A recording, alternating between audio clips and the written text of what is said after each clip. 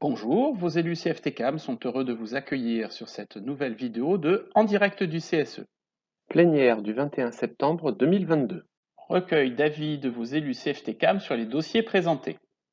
Politique sociale de l'entreprise, conditions de travail et emploi. Vos élus CFTCAM ont fait remonter plusieurs problématiques. Tout d'abord, concernant l'égalité femmes-hommes, nous n'y sommes pas. Concernant la hiérarchie des rémunérations, nous avons soulevé qu'il n'y avait aucune volonté de la direction de réduire les écarts entre les 10 plus fortes rémunérations et les 10 plus basses. Enfin, comme nous l'avions déjà annoncé il y a 2 ans, l'apprentissage DUT est à éviter pour ne pas mettre des jeunes dans des situations totalement ingérables. En conséquence de quoi, vos élus CFTCAM ont émis un avis défavorable, comme d'ailleurs les autres syndicats à l'exception du SNECA-CGC. Dossier sur la stratégie NéoPro.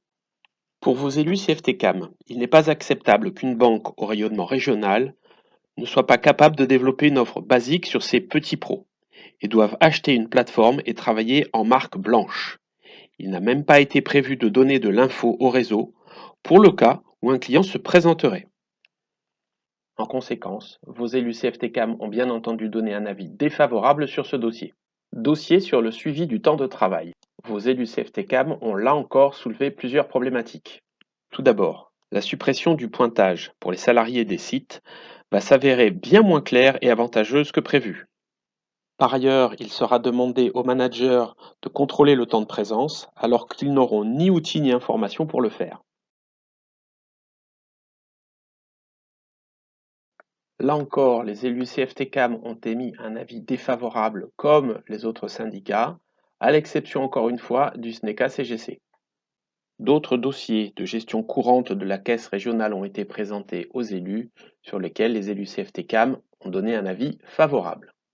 D'autres dossiers ont été présentés aux élus pour simple information. Notamment, un bilan du projet Team Starter a été présenté, ainsi que les résultats financiers du semestre 1.